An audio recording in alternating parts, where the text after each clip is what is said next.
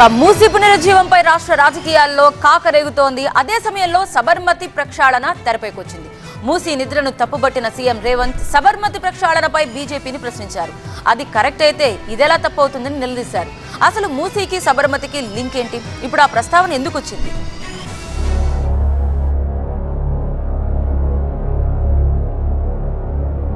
మూసీ పునరుజ్జీవంపై రాజకీయ రగడ కంటిన్యూ అవుతోంది. మూసీ ప్రక్షాళన పేరిట పేదల ఇళ్లను కూలగొడతామంటే కుదరదు అంటోంది బీజేపీ. మూసీ ప్రక్షాళనకు ప్రత్యామ్నాయం ఆలోచించాలి గాని ఏళ్ల కిందట కట్టుకున్న ఇళ్లను కూల్చుతామనడం కరెక్ట్ కాదంటున్నాయి విపక్ష పార్టీలు. ఇదే సమయంలో అసలు మూసీ ప్రక్షాళనకు వేల కోట్లు ఎలా తెస్తారని ప్రశ్నిస్తున్నారు కేంద్ర మంత్రి కిషన్ రెడ్డి.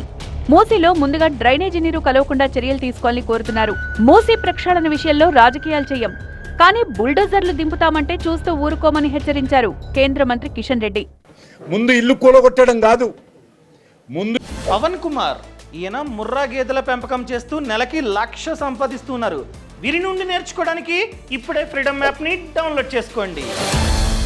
చేయాల్సిన పని మూసిలో కలుస్తున్నటువంటి కాలుష్య పదార్థాలు, కాలుష్యమైనటువంటి నీరు, డ్రైనేజీ నీళ్లు, ఇండస్ట్రియల్ పొల్యూటెడ్ వాటరు రాకుండా ఆపాల్సిందిగా నా ముఖ్యమంత్రి గారికి మొదటి సూచన. మీరు కృష్ణానది ప్రవహింపజేయబోతున్నారా? ఈ నది నుంచి మీరు గోదావరి నీళ్లు తీసుకుపోతున్నారా? చెప్పాల్సినటువంటి బాధ్యత ఉన్నది. ఏ నీళ్లు తేబోతున్నారు? మూసీ పునరుజ్జీవ ప్రాజెక్టు విషయంలో కాంగ్రెస్ బీఆర్ఎస్ పార్టీల ధోరణి ఒక్కటే అని ఆరోపించారు ఎంపీ ఈటెల రాజేందర్. రేవంత్ రెడ్డి సమస్యలు పరిష్కరించే సీఎం కాదు, పేదలను వేధించే సీఎంలా మారారంటూ ఎంపీ ఈటెల కీలక వ్యాఖ్యలు చేశారు. మూసీ ప్రక్షాళన చేయి రేవంత్ రెడ్డి గారు, మేము ఎవరేం కాదంటలేం, కానీ దాని పేరిట ఇల్లు కూలగొట్టం.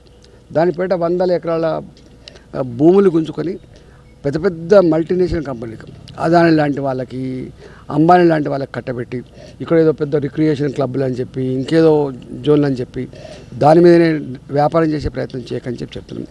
మూసీ పునరుజ్జీవం విషయంలో బీజేపీ వైఖరిని తీవ్రంగా తప్పుపట్టారు ముఖ్యమంత్రి రేవంత్ రెడ్డి. బీజేపీ మూసీ నిద్రకు స్ట్రాంగ్ కౌంటర్ ఇచ్చారు. మూసీ పునరుజ్జీవంపై రాద్ధాంతం చేస్తున్న కిషన్ రెడ్డి సబర్మతి ప్రక్షాళనపై ఎందుకు ప్రశ్నించలేదన్నారు. గుజరాత్ మోడల్ దేశానికి ఆదర్శమంటోన్న బీజేపీ మూసీ ప్రాజెక్టుకు మాత్రం ఎందుకు అడ్డుపడుతున్నారని క్వశ్చన్ చేశారు. మూసీ ప్రాజెక్టు వద్దంటున్నారంటే గుజరాత్ మోడల్ ఫెయిల్ అయిందా అని సూటిగా ప్రశ్నించారు సీఎం రేవంత్. जब गंगा नदी रिजर्वेशन किए तो बहुत अच्छा दिखता है, जब साबरमती रिवर फ्रंट बनाए तो उनको बहुत अच्छा दिखता है, मगर मूसी रिवर डेवलपमेंट फ्रंट काम किए तो उन लोगों को अच्छा नहीं दिखता है, वो लोग खराब करने के लिए कोशिश करते हैं. तो ये ऐसे कामों से उन लोगों को राजनीति में कुछ फ़ायदा नहीं मिलने वाले है. हम लोग कुछ भी करने दो, हम मूसी रिवर डेवलपमेंट करके ही रहेंगे.